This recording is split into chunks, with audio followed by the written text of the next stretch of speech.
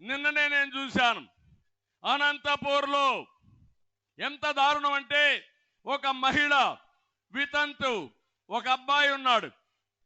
ఆవిడికి పెన్షన్ రావాలంటే ఆవిడ అడగనని పోతే నటరాజ్ అనే ఒక వ్యక్తి వైఎస్ఆర్ కాంగ్రెస్ నాయకుడు మంత్రి అనుచరుడు తన కోరిక తీర్చమన్నాడు.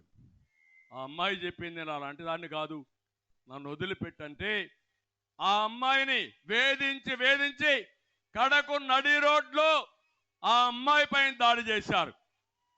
ఒక దుర్మార్గుడు, ఒక కీచకుడు, ఒక దుశ్శాసనుడు కోరిక తీర్చలేదని ఆ అమ్మాయిని నడి రోడ్లో కొట్టి విపరీతంగా బాధించి, ఎక్కడైతే పవిత్రంగా చూస్తామో లేడీస్ని అలాంటి మహిళ మీద కాళ్లతో తన్నాడంటే ఏంటి వీళ్ళందరూ? ఓసారి అనిపిస్తుంది ఆంబోతులు మారిగా తయారయ్యారు, ఊరి మీద పడ్డారు. ఆంబోతులకు హెచ్చరిక చేస్తున్న నా ఆడబిడ్డల జోలికొస్తే కబద్దార్, అదే లాస్ట్ డే అవుతుంది మీకు.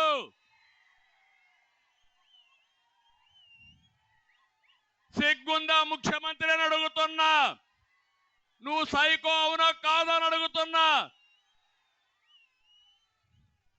అంటే ఎక్కడికి పోతున్నాం ఈ రాష్ట్రంలో? నిన్ననే ఒక సీనియర్ నాయకుడు కన్నా లక్ష్మీనారాయణ నియోజకవర్గానికి పోతే అక్కడ ఒక సైకో ఉన్నాడు, ఆంబోత రాంబాబు. ఆయన మీద దాడి చేస్తాడు.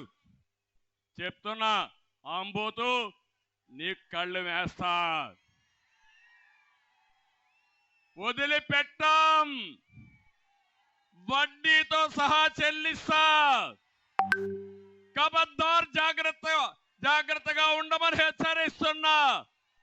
ఈ రాజమహేంద్రవరం నుంచి గర్జిస్తున్నా.